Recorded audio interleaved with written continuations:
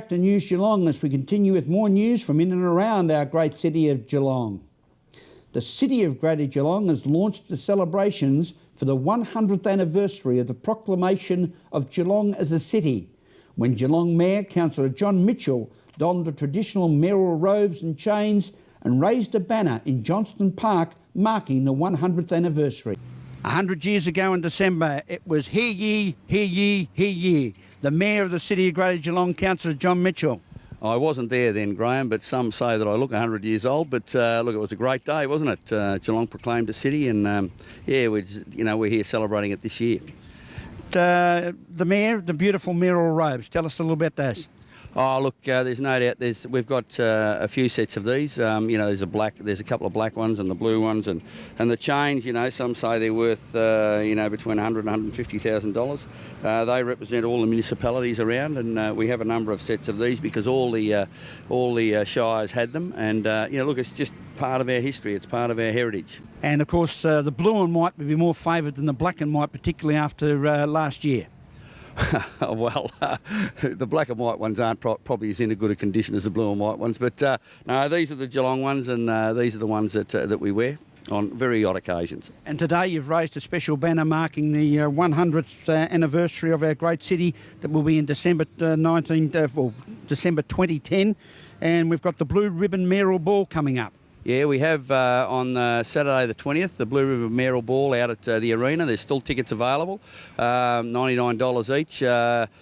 And it's to raise money for the children's, the new addition to the Geelong Hospital in the children's ward. So it's for a good cause, and actually, just in saying that, with the Moscow Circus is coming to town, and we're having a night there for St John of God and the Geelong Hospital for their children's wards there. So I think it's just a good thing to be able to help and raise money for good charities.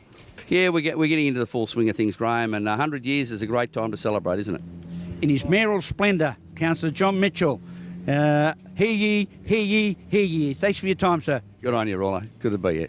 The COGG will commemorate the anniversary with a number of events and activities, including the Blue Ribbon Mayoral Ball, which is a fundraiser for the new children's ward at the Geelong Hospital. Mr Hyde's stunning heritage-listed building in the heart of Geelong was full of the finest vintage and retro wares, men's and women's clothing, shoes, accessories, bric-a-brac and even classic bikes at the Frankly My Dear Vintage Market, as Steph Cowdery reports. I'm at Frankly My Dear, a vintage clothing fair held at Mr Hyde on the first Saturday of every month, and today I'll be speaking to Alana, one of the co-creators of this fair. Right, so what is Frankly My Dear? Frankly My Dear is a vintage fair where I guess not just myself but stall holders from Geelong, the coastal areas, Melbourne, all different places can come together and have their own little sort of little stall within a vintage fair, which is at Mr Hyde. So it also means that you can come along with your girlfriends or with your boyfriend or whatever and have breakfast or lunch, a couple of cocktails, have some fun, pick up some treasures, a fur coat or, like a little brooch, and just sort of make a day of it. Okay, now this vintage fair is a brainchild of yourself and Kaz. Can you tell me what inspired you both to start something like this here in Geelong? The obsession of collecting fun and interesting things. Our shed was incredibly overflowing, so I guess together we thought, we're good at it, we've got a knack, why don't we start collecting these things and start selling them? So we started at the Mill Market in Geelong, started selling things in there, and now we're up at Vintage Garage in Smith Street in Melbourne. But we was both sort of from around this area, around the coastal area, so we thought there's a lot of this kind of stuff going on in Melbourne, but not so much around this area, so we created the fair. I mean, it's not a new idea. It's happening a lot up in Melbourne, but not so much in Geelong. And, we've got a lot of friends down here that are doing the same sort of similar thing or have their own collectible stores also. So we just thought it was a way to get more of the community involved. Stephanie Cowdery at Mr Hyde, News Geelong. Thank you, Steph. Created in 1991, November 14 is World Diabetes Day, where millions of people worldwide engage in diabetes advocacy and awareness in response to growing concerns about the escalating health threat that diabetes now poses, as Meryl Friend reports. Well, Diabetes Day was on Sunday the 14th of November, and there was a forum at the National Wool Museum about managing stress with diabetes, and I was able to speak with Professor Tricia Dunning. Right. And I'm joined with Professor Tricia Dunning here today, and we're celebrating International Diabetes Day.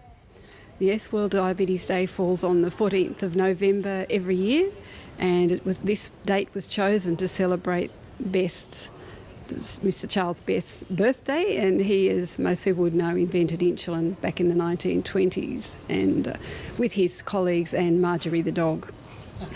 So a very important discovery there for people suffering with diabetes. Yes, it was, and diabetes is still a very extremely important problem in all societies in the world. It's increasing in prevalence and young and in old people, and so it's a huge burden on society, but particularly on people with diabetes. And the conference this morning is about reducing stress and managing stress, particularly when you do have diabetes. Could you tell us a little bit about that, please? Well, anything can cause stress, and diabetes is one of those things that causes stress.